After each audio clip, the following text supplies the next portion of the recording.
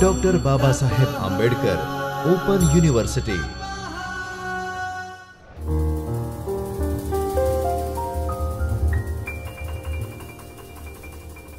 नमस्कार विद्यार्थी मित्रों, मैं हिंदू स्टडीज़ विषय में असिस्टेंट प्रोफेसर सौरभ त्रिपाठी आप सभी को नमस्कार करता हूं एवं आप सबका अभिनंदन करता हूं। तो पिछली कक्षाओं में हमने प्रमाण लक्षण, उनकी परिभाषाएं और उनके प्रकार देखे थे। तो मैंने पिछली कक्षा में आपसे कहा था कि हम चार्ट के माध्यम से समझेंगे कि विभिन्न दर्शन, जो भारतीय दर्शन हैं जिसमें 6 आस्तिक और 3 नास्तिक, उनमें कितने प्रमाणों की संख्या को स्वीकृत किया गया है। तो आइए अब हम देखते हैं कि क्रमशः जो दर्शन है जिसमें 3 नास्तिक, जैसे कि आप देख सकते हैं, ये देखिए आप, चारवाक बौद्ध और एक और है जैन। तो ये 3 जो दर्शन होते हैं उन्हें नास्तिक दर्शन कहा गया। तो आप देख सकते हैं कि चारवाक दर्शन में केवल प्रत्यक्ष दर्शन को स्वीकृत किया है। इसके बाद आप देखिए बौद्ध और वैशेषिक दर्शन, इन्होंने प्रत्यक्ष और अनुमान को माना। इसके उपरांत सांख्य, योग, जैन, रामानुज, ये 3 जो दर्शन हैं इन्होंने प्रत्यक्ष, अनुमान और शब्द क्रमशः इन 3 प्रमाणों को स्वीकृत किया है। अब इसके बाद आप देखिए न्याय दर्शन ने 4 प्रमाणों को स्वीकृत किया। वो क्या है? प्रत्यक्ष, अनुमान, शब्द और उपमान। अब इसके बाद प्रभाकर मीमांसक हुए। प्रभाकर मीमांसक ने 4 न्याय के तथा अर्थापत्ति, जो हमने पढ़ा था, अर्थापत्ति एक अन्य प्रमाण को स्वीकृत किया है। अब इसके बाद हम देखेंगे कुमारिल भट्ट मीमांसक। मीमांसा दर्शन में 2 विद्वानों का मत माना जाता है, एक प्रभाकर मीमांसक हुए, दूसरे कुमारिल भट्ट हुए। तो आप ये देखिए कि कुमारिल भट्ट मीमांसक जो थे उन्होंने एक और अन्य अनुपलब्धि, जो हमने पढ़ा था जिसमें घट का उदाहरण दिया था कि यदि मेज पर घट है और अगर उसे हटा दिया जाए तो वहाँ पे उसकी अनुपलब्धि हो जाती है। तो अनुपलब्धि प्रमाण हमने इस तरह इस उदाहरण से समझा था। तो अनुपलब्धि प्रमाण को कुमारिल भट्ट मीमांसक मानते हैं। और पौराणिक देखेंगे हम यदि, तो पौराणिक में 2 और, संभव और ऐतिह्य, हमने देखा था। टोटल हमने 8 प्रकार के प्रमाणों को समझा था। तो भाई अब आगे हम समझते हैं। ये चार्ट काफ़ी काम आएगा आपको, अगर आप यूजीसी नेट या फिर जीसेट किसी भी परीक्षा में बैठते हैं तो आपको ये चार्ट काफ़ी काम आने वाला है। इसको अच्छी तरह से कंठस्थ कर लीजिएगा। अब आप देखिए प्रत्यक्ष प्रमाण का अर्थ है, हम फिर से इसको समझेंगे। प्रत्यक्ष प्रमाण का जानने का अर्थ है बोध होना अथवा ज्ञान होना। ठीक है, एक बार फिर देखिए, प्रत्यक्ष प्रमाण को जानने का अर्थ क्या है? बोध होना अथवा ज्ञान होना। इन 2 शब्द को पकड़िए, बोध या ज्ञान। यदि आप इनको समझ जाएंगे तो आप प्रत्यक्ष की परिभाषा आराम से लिख लेंगे या समझा सकेंगे। अब देखिए भारतीय दर्शन में बोध एवं ज्ञान दोनों को समानार्थी शब्द के रूप में प्रयुक्त किया गया है। ज्ञान वह है जो विषय को प्रकाशित करता है। ज्ञान शब्द जो है वो और कुछ नहीं है, वो ज्ञान रूप मतलब प्रकाश। और प्रकाश कैसा? ज्ञान रूपी प्रकाश है। जैसे आपको पता होगा काशी, तो काशी को कहा गया एक ऐसी जगह जहाँ ज्ञान रूपी प्रकाश पूरे विश्व में प्रकाशित होता, वो काशी। तो उसी प्रकार आप ये देखिए, जो ज्ञान रूपी प्रकाश है, ज्ञान वह है जो विषय को प्रकाशित करता है। विषय पर किसी प्रकाश डालने वाला ही क्या होता है? ज्ञान होता है। अब आप ये देखिए ज्ञान की प्रक्रिया।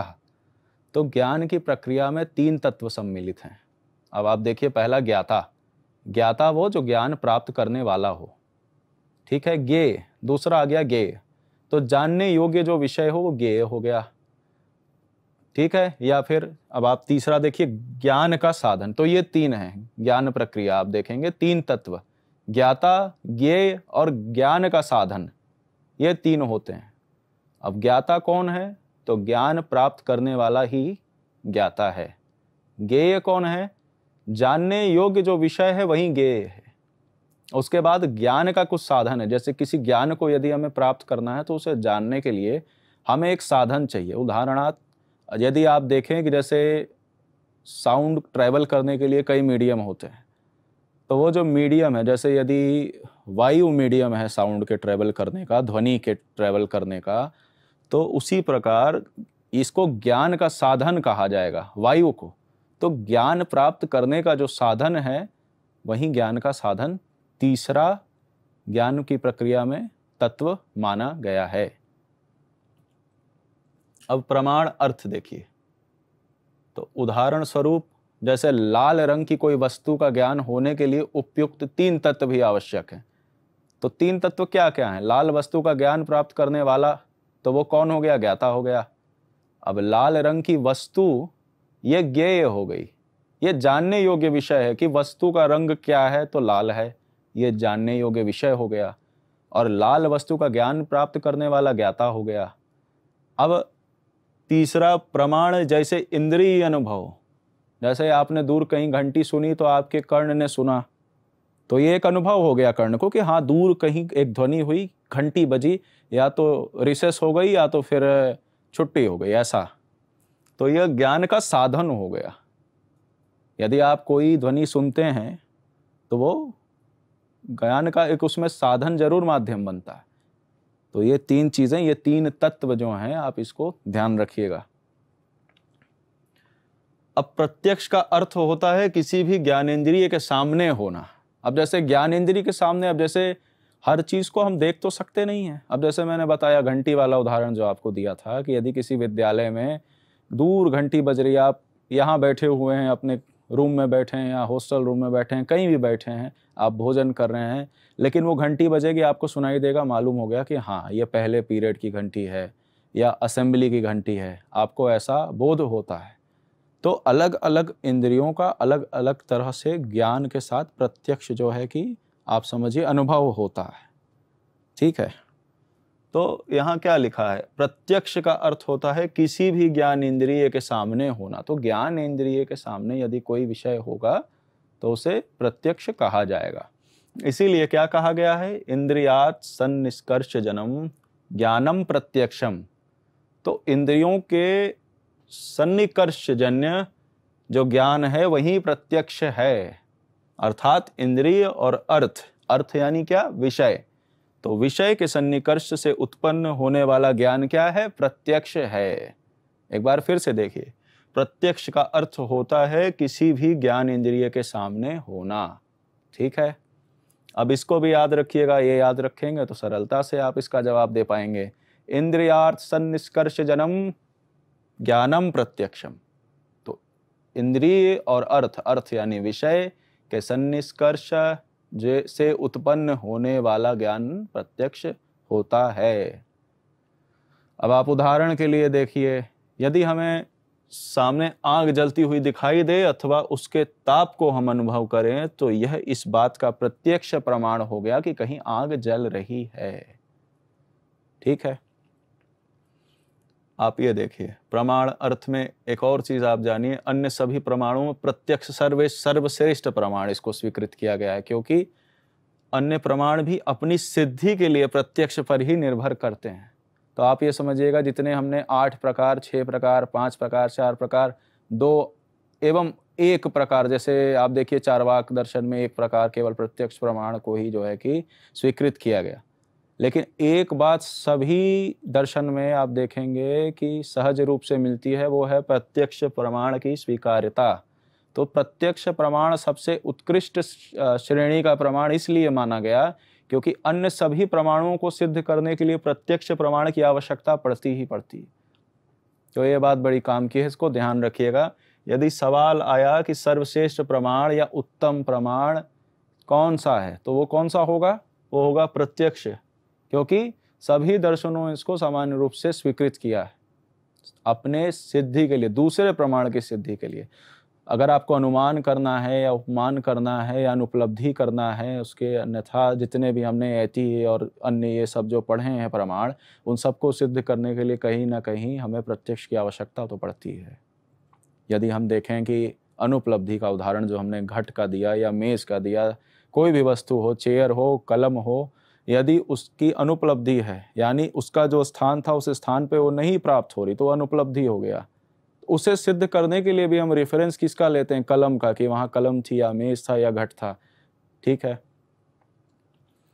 अब आप देखिए, जैसा कि योग दर्शन की टीका में वाचस्पति मिश्र ने कहा, तो वाचस्पति मिश्र ने कहा, क्या कहा हम देखते हैं। तत्र सकल प्रमाण मलत्वात् प्रथमतः प्रत्यक्षम लक्ष्यति। क्या अर्थ हुआ? तो लेकिन प्रत्यक्ष को अन्य किसी प्रमाण की आवश्यकता नहीं होती। वाचस्पति मिश्र ने अपनी टीका में, योग दर्शन की टीका में लिखा, क्या लिखा कि प्रत्यक्ष प्रमाण को सिद्ध करने के लिए किसी अन्य प्रमाण की आवश्यकता ही नहीं। कहते हैं प्रत्यक्षम किम प्रमाणम, यानी जो प्रत्यक्ष है उसे किसी प्रमाण की आवश्यकता है ही नहीं। जो प्रत्यक्ष है उसे किसी भी प्रमाण की आवश्यकता पड़ती ही नहीं है। ठीक है, यही वाचस्पति मिश्र ने योग दर्शन की टीका में कह दिया। ठीक, अभी यदि ये सवाल आ जाए आपके परीक्षा में, ये श्लोक दे दे, मान लीजिए ये जो टीका का आया है तत्र सकल प्रमाण वाला, तो आप इसका क्या अर्थ लिखेंगे? आप लिख दीजिएगा कि प्रमाण की आवश्यकता जिसे नहीं, वो कौन सा है? वो प्रत्यक्ष प्रमाण है। ठीक, अब प्रत्यक्ष प्रमाण में प्रत्यक्ष शब्द का प्रयोग 3 विभिन्न अर्थों में होता है, तो वो क्या क्या है अब आप देखिए। इंद्रिय जन्य प्रमा, उस प्रमा का करण और उस प्रमा के विषयभूत पदार्थ, ये 3 शब्द याद रखिएगा। इंद्रिय जन्य प्रमा, प्रमा का करण और विषयभूत पदार्थ, इनको आप ध्यान रखेंगे तो आप आराम से इसकी सिद्धि कर पाएंगे। ठीक है, अब प्रथम व्युत्पत्ति के अनुसार देखिए, प्रति विषय प्रतिगतम अक्षम इंद्रिय यस्मै प्रयोजनाय तत् प्रत्यक्षम। ठीक, अर्थात प्रत्यक्ष शब्द इंद्रियजन्य ज्ञान का बोधक होता है, क्योंकि उसी ज्ञान रूपी प्रयोजन को संपन्न करने के लिए इंद्रिय विषय के प्रति गमन करता है। ठीक है, आप इसको ध्यान रखिएगा कि प्रथम व्युत्पत्ति के अनुसार प्रति विषय प्रतिगतम अक्षम इंद्रिय यस्मै प्रयोजनाय तत् प्रत्यक्षम, अर्थात प्रत्यक्ष शब्द इंद्रिय जन ज्ञान का बोधक होता है, क्योंकि उसी ज्ञान रूपी प्रयोजन को संपन्न करने के लिए इंद्रिय विषय के प्रति गमन करता है। अब आप ये देखिए, अब पहले हमने क्या देखा? प्रथम व्युत्पत्ति। अब द्वितीय देखेंगे और आज का लेक्चर फिर यहीं समाप्त करेंगे। उसके बाद हम आगामी जो लेक्चर हैं उसमें बाकी की चीजें समझेंगे। द्वितीय व्युत्पत्ति के अनुसार प्रतिगतम विषय प्रतिगतम, अर्थात विषय सन्निष्कृष्टम अक्ष प्रत्यक्षम, अर्थात प्रत्यक्ष शब्द प्रत्यक्ष प्रमा के करण का बोधक होता है, क्योंकि विषय से सन्निष्कृष्ट इंद्रिय को ही मुख्यतः प्रत्यक्ष प्रमाण माना जाता है। तो क्या कहा? प्रतिगतम विषय प्रतिगतम, अर्थात विषय सन्निष्कृष्टम अक्ष प्रत्यक्षम, अर्थात प्रत्यक्ष शब्द प्रत्यक्ष प्रमा के करण का बोधक होता है। तो किस लिए होता है? क्योंकि विषय से सन्निष्कृष्ट इंद्रिय को ही मुख्यतः प्रत्यक्ष प्रमाण माना जाता है। ठीक है, तो आज हमने क्या क्या देखा? आज हमने प्रमाण की परिभाषा को जानने की चेष्टा की, उसी के साथ हमने ये जो चार्ट देखा कि विभिन्न जो भारतीय दर्शन हुए उसमें कितने प्रमाणों को स्वीकार किया गया है, स्वीकृति कितने प्रमाणों को मिली, जिसमें हमने देखा कि चार्वाक को 1 प्रत्यक्ष मिला और बौद्ध वैशेषिक में 2 प्रत्यक्ष और अनुमान। इसके बाद सांख्य योग जैन और रामानुज में आप देखिए कि 3 प्रमाणों की स्वीकृति है, प्रत्यक्ष अनुमान और शब्द। फिर न्याय में 4, 1 अन्य जुड़ गया उपमान। उसके बाद प्रभाकर मीमांसक को देखेंगे यदि, तो 1 अन्य और जुड़ जाता है, वो है अर्थापत्ति। और उसी के साथ कुमारिल भट्ट मीमांसक, इन्होंने एक और को स्वीकृति दी, उन्होंने अनुपलब्धि माना। और पौराणिक में हम 8 प्रकार के प्रमाणों की स्वीकृति को देख चुके हैं। तो वो क्या क्या हैं? वो है प्रत्यक्ष है, अनुमान है, उपमान है, शब्द है, अर्थापत्ति, अनुपलब्धि और संभव और एति। ठीक है, तो हमने ये चार्ट समझा, जिसको मैंने बताया कि बहुत महत्वपूर्ण चार्ट है, इसको आप हर परीक्षा में उपयोग में ला सकते हैं। तो आप इसे कंठस्थ कर जाइए, ये काफ़ी ज़रूरी एक चार्ट है। इसके बाद आप ये देखिए कि हमने प्रत्यक्ष प्रमाण को जानने का अर्थ बोध होना अथवा ज्ञान होना, ऐसी इसकी परिभाषा समझी। और भारतीय दर्शन में बोध एवं ज्ञान दोनों को समानार्थी शब्द कहा गया, ये जाना।